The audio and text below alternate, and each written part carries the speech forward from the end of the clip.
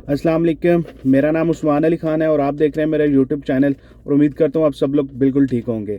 तो आज मैं आप लोगों के से बात करने वाला हूँ 19 वीज़ा के बारे में, क्योंकि बहुत से लोग हैं जिनको 491 वीज़ा जो है मिल चुका है, कुछ लोगों को नॉमिनेशन जो अभी आया है और कुछ लोग ऑलरेडी लैंड कर चुके हैं। तो मैं एक समराइज वीडियो बनाना चाह रहा हूँ आप लोगों के लिए कि बेसिकली आप लोग 491 पे जा तो रहे हैं, लेकिन आगे क्या पाथवे होगा आप लोगों के लिए। आपको जो परमानेंट रेजिडेंसी का जो पाथवे है उसकी कुछ रिक्वायरमेंट्स हैं, बहुत से लोग उसके बारे में जानते हैं लेकिन कुछ इन्फॉर्मेशन शायद आप लोगों को ना पता हो। तो मैं कोशिश करूंगा आप लोगों के साथ वो सारे पॉइंट डिस्कस कर सकूं जो बहुत ज़रूरी है आप लोगों के लिए जानना है। इसके अलावा कुछ क्वेश्चन आते हैं कि क्या जी 191 की भी कोई एलोकेशंस होती हैं, जैसे 190 189 है, 491 की कुछ एलोकेशंस है, क्या 191 की भी एलोकेशन होती हैं? इसके बाद एलोकेशन इतनी मिलेंगी, क्या हमें आगे परमानेंट रेजिडेंसी मिल जाएगी, क्या क्रिटिकल फैक्टर हो सकते हैं इसमें? तो ये कुछ कॉमन क्वेश्चन है जो मैं आप लोगों के साथ डिस्कस करना चाह रहा हूँ। सबसे पहले तो मैं आप लोगों को बताऊं कि 491 वीज़ा जो है बेसिकली लीडिंग टू पीआर है, ठीक है। और लीडिंग टू पीआर का मतलब ये है कि आप इसके बाद 191 जो वीज़ा है, जो परमानेंट रेजिडेंस का बेसिकली वीज़ा है, आप अप्लाई कर सकते हैं। लेकिन उसकी कुछ कंडीशंस होंगी जो जब भी आपको वीज़ा मिलेगा आप पे वो इम्प्लीमेंट होगी और आपके वीज़ा के ऊपर बहुत क्लियर वो कंडीशंस लिखी होंगी। लेकिन जो बेसिक चीज़ें हैं इसमें वो कुछ ये हैं कि आपको 3 ईयर जो 3 ईयर्स है वो आपको डेजिग्नेटेड रीजनल एरिया में रुकना पड़ेगा। जो भी आपका रीजनल एरिया होगा उसमें आपको रुकना पड़ेगा। अच्छा, बहुत एक क्वेश्चन आता है क्या हम स्टेट मूव कर सकते हैं? तो इसके ऊपर डिफरेंट ओपिनियन है। कुछ लोग मूव करते भी हैं, उनको 191 मिला भी है, ठीक है। लेकिन डेफिनेटली बात है कि वो जो ऑस्ट्रेलिया ने अपनी होम अफेयर की वेबसाइट पर डेजिग्नेटेड रीजनल एरिया दिए हुए, पोस्टल कोड दिए, उसके अकॉर्डिंग ही मूव होते हैं, मेट्रोपॉलिटन सिटीज़ में नहीं मूव हुए। तो ये इस चीज़ का आपने ख्याल रखना है कि आपको डेजिग्नेटेड रीजनल एरिया में ही रहना पड़ेगा। अच्छा, इसके अलावा इसकी एक और बेसिक रिक्वायरमेंट ये है कि जो सबको आपको पता है कि इससे पहले एक थ्रेश होल्ड था, इनकम थ्रेश होल्ड था, जो कि गवर्नमेंट ने ख़त्म कर दिया, जो कि बहुत अच्छी न्यूज़ थी। तो इसमें यह है कि आपको ऑस्ट्रेलिया में जाकर रीजनल एरिया में रहना है और वहाँ पे आपको जो भी जॉब करनी है, काम करनी है, ज़रूरी नहीं है आपने अपने ऑक्यूपेशन में करनी है, आप कुछ भी काम कर सकते हैं। आपने काम करना है और आपने 3 साल का जो है अपनी असेसमेंट रिपोर्ट जो है, जब आप 190 वीज़ा अप्लाई करेंगे, 191 सॉरी, तो आपने अपनी टैक्स असेसमेंट रिपोर्ट जमा करनी होगी 3 साल की, जो बेसिकली ऑस्ट्रेलियन टैक्सेशन ऑफिस से आपको मिलेगी। उसमें बेसिकली यही मेंशन होगा आप जो भी काम करते थे आपने उसके ऊपर कितना भी टैक्स पे किया है, मतलब इतनी अमाउंट आप अर्न कर रहे हो कि आपको उसका टैक्सेबल वो अमाउंट हो। तो आपने एक रिपोर्ट लेनी होती है जो कि बहुत ईजी टास्क है, वो आपको मिल जाएगी। अच्छा, इसके अलावा मैं अगर आप लोगों से बात करूं कि जो 191 अप्लाई करने के लिए आपको किसी किस्म के फिर स्पॉन्सर की ज़रूरत नहीं होती। आप एक दफ़ा ऑस्ट्रेलिया में 491 पे लैंड कर चुके हैं तो उसके बाद आपको किसी स्पॉन्सर की ज़रूरत नहीं है 191 लेने के लिए, या स्टेट का दोबारा अप्रूवल नहीं चाहिए 191 लेने के लिए, कोई नॉमिनेटर नहीं आपको चाहिए। तो ये जो क्वेश्चन डिफरेंट लोग कर रहे होते हैं, क्या 191 की भी कोई सीट्स हैं या कोई एलोकेशन है? तो कुछ भी नहीं है।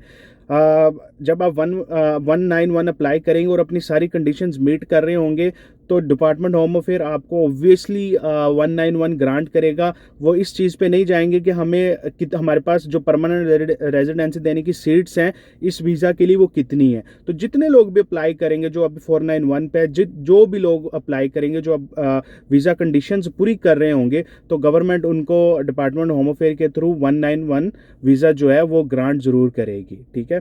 अच्छा, अब इसमें एक क्वेश्चन ये भी मैं आपको बताता चलूँ, जो आपको 191 मिलेगा वो बेसिकली जो है वो काइंड ऑफ परमानेंट रेजिडेंसी ही है। उसके बाद आपको अगर कोई गवर्नमेंट जॉब भी करनी हो तो अगर उसके ऊपर कंडीशन ना लगी हो कि सिटीजन्स के लिए है तो आप वो अप्लाई कर सकते हैं। आपके पास कंप्लीटली वही फुली राइट्स आ जाएंगे जो 190 या 189 के पास होते हैं। अच्छा, अब मैं थोड़ा सा पाथ बता देता हूँ कि आप लोग जो सिटीजनशिप है उसमें कैसे जा सकते हैं, ठीक है। इसमें आपको करना क्या है कि आपको 3 साल जो है रीजनल एरिया में गुजारने हैं, ठीक है। उसके बाद आप 191 वीज़ा अप्लाई करेंगे। जब आपको वो ग्रांट हो जाएगा आपने उसके बाद 1 साल उस वीज़ा के ऊपर रहना है, ठीक है। तो टोटल 4 ईयर्स कह लें, ठीक है। 4 ईयर्स के बाद आप एलिजिबल हो जाएंगे ऑस्ट्रेलियन सिटीजनशिप अप्लाई करने के लिए। उसकी जो भी कुछ बेसिक छोटी मोटी रिक्वायरमेंट्स होंगी वो आपको पूरी करनी पड़ेंगी, ठीक है। और एक एग्ज़ाम होता है सिटीजनशिप का, जो एक बेसिक एग्ज़ाम होता है, आपको एक बुकलेट मिलती है, आप उसको रीड करके वो एग्ज़ाम दे लेते हैं तो आपको सिटीजनशिप मिल जाती है। और थ्रू आउट जो भी पासपोर्ट वगैरह ये सारे सिनेरियो जो हैं आप उसको मीट कर लेते हैं। जो आपका बेसिक पर्पज़ होता है ऑस्ट्रेलिया जाने का वो आपको मिल जाता है।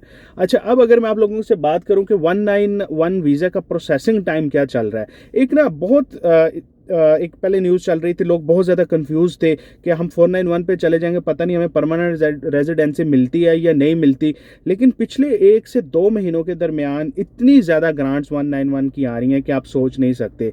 तो ऑफिशियली गवर्नमेंट ने वो लोग जो 2020 में लैंड किए थे ऑस्ट्रेलिया में, जिनके 3 इयर्स पूरे हो गए थे, उनको ग्रांट देना स्टार्ट कर दिए। उसमें बहुत से लोग थे जिन्होंने स्टेट मूव भी की हुई है, कुछ लोग थे उन्होंने बिल्कुल स्टेट मूव नहीं की। तो सब लोगों को ही मिल रही है। ये कंडीशन टू कंडीशन हो रहा है, हर केस की अलग नोयत है। तो केस ऑफिसर उस केस को देखते हैं। अच्छा, अब मैं कुछ ना इसमें कुछ टेक्निकल पॉइंट्स भी आप लोगों के साथ डिस्कस कर लूँ। जब आप 191 अप्लाई करते हैं फॉर एग्जांपल, तो इसमें कुछ कंडीशंस आती हैं आपकी 491 पे लगी होती हैं। जैसा कि आप रीजनल एरिया में गए हैं, अगर मान के चलें आप 60, अच्छा 491 का मतलब बिल्कुल ये नहीं है कि आप मेट्रोपॉलिटन सिटीज़ में घूमने फिरने नहीं जा सकते या छोटी मोटी ट्रेनिंग्स के लिए नहीं जा सकते। आप बिल्कुल जा सकते हैं, लेकिन आपने एक चीज़ का ख्याल रखना है कि अगर आप फॉर एग्जांपल 60 दिन के लिए 60 डेज़ के लिए कंटिन्यूसली रीजनल एरिया में से आउट हैं, आप मेट्रोपॉलिटन सिटी में हैं या आपने ओवरसीज ट्रैवल किया हुआ है, तो जब आप 191 अप्लाई करेंगे तो केस ऑफिसर जो है आपसे ज़रूर ये क्लैरिफिकेशन मांग सकता है कि आप ये 60 दिन रीजनल से बाहर रहे हैं तो इसका प्रूफ दें कि आप 60 दिन क्यों बाहर रहे हैं। क्योंकि डेफिनेटली बात है, कोई बंदा इतनी देर घूमता नहीं है, ट्रेनिंग भी इतनी लंबी नहीं होती, तो उसके लिए फिर आपको प्रॉपर एविडेंस प्रोवाइड करने पड़ेंगे कि आप 60 दिन इससे ज़्यादा क्यों बाहर रहे हैं। या इसी तरह 1 साल में आप 90 डेज से ज़्यादा लम्हा ब लम्हा चलते रहे, कभी 2 वीक्स के लिए चले गए, कभी 1 मंथ चले गए, लेकिन 90 डेज से ज़्यादा आपने 1 साल में अपने डेजिग्नेटेड रीजनल एरिया से बाहर गुजारे हैं, तो इस सिनेरियो में भी जो है जब आप 191 अप्लाई करेंगे तो केस ऑफिसर शायद आपसे पूछ सकता है। वो लायबल है, अगर वो पूछना चाहे तो आपसे इन्फॉर्मेशन ले सकता है, तो आपको इन्फॉर्मेशन देनी पड़ेगी। अच्छा, अब जब आप 191 अप्लाई करते हैं तो आप केस ऑफिसर को ये कैसे शो करते हैं कि मैं रीजनल में ही रुका हूँ। तो उसके लिए क्या होता है कि आपने मैक्सिमम एविडेंस शो करने होते हैं। आप जहाँ पे रुक रहे हैं आप उसके रेंट्स के बिल शो कर दें, जो भी, अगर आप जॉब रीजनल में जो जॉब कर रहे हैं उसके सैलरी स्लिप शो कर दें, अपने एम्प्लॉयर का ड्रेस शो कर दें, अपनी डेजिग्नेशन शो कर दें। तो ये कुछ इंपॉर्टेंट चीज़ें हैं जो आप शो करके उसको प्रूफ दे सकते हैं कि मैं रीजनल एरिया में ही रुका हूँ। अच्छा, अब इसके अलावा ऐसा भी हो सकता है कि अगर आपको फॉर एग्जांपल रीजनल आप एरिया में जाते हैं लेकिन जो आपका एम्प्लॉयर है वो रीजनल एरिया बेस्ड नहीं है, वो फॉर एग्जांपल मेट्रोपॉलिटन बेस्ड है, सिडनी मेलबर्न में, तो आप वहाँ तो आप उसमें जॉब कर सकते हैं, लेकिन आपको सिडनी में नहीं, आपको रीजनल एरिया में ही जॉब करनी पड़ेगी। लेकिन आपको ये प्रूफ देने पड़ेंगे कि आप रीजनल एरिया में थे और आपकी जो सैलरी आपको आती रही है आपके पास उसका असेसमेंट रिपोर्ट होनी चाहिए।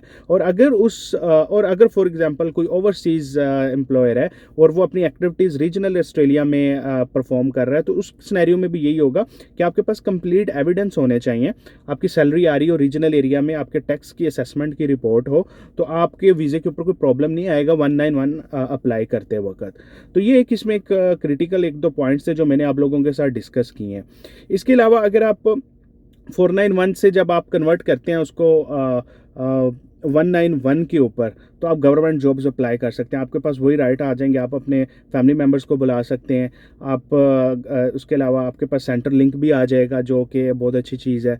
और आप पूरे ऑस्ट्रेलिया में जहाँ भी चाहें आप रह सकते हैं। आपके ऊपर फिर ये रिक्वायरमेंट नहीं रहेगी कि आपने किस सिटी में रहना है या क्या है। आप कंप्लीटली मतलब आपका जहाँ दिल करेगा आप वहाँ रह सकते हैं, जो दिल करेगा आप जॉब कर सकते हैं। और इसमें यह भी है कि 191 अप्लाई करते वक्त आपको दोबारा इंग्लिश टेस्ट नहीं देना, आपको उसके लिए असेसमेंट नहीं करवानी, ठीक है। हाँ, अगर क्या चीज़ एक चीज़ इंपॉर्टेंट है, आपकी जो हेल्थ है वो इम्पोर्टेंट है, या अगर फॉर एग्जांपल जो पुलिस करैक्टर सर्टिफिकेट्स हैं वो इम्पोर्टेंट है। आपको ऑस्ट्रेलियन फोर्स के जो भी सर्टिफिकेट आपको प्रोवाइड करने पड़ेंगे या अपने होम कंट्री के जो भी आप ये एक बेसिक रिक्वायरमेंट है, आपके करैक्टर रिक्वायरमेंट है, वो आपको एज इट ही प्रोवाइड करनी पड़ेगी जैसे आप अभी 491 अप्लाई कर रहे हैं, ठीक है। तो ये कुछ बेसिक पॉइंट्स थे जो मैं आप लोगों के साथ डिस्कस करना चाह रहा था। तो आई होप सो आपको ये वीडियो जो है इन्फॉर्मेटिव लगी होगी। So please don't forget to subscribe my channel, share my video with your other friends so the people can get the right information. Thank you, see you Son.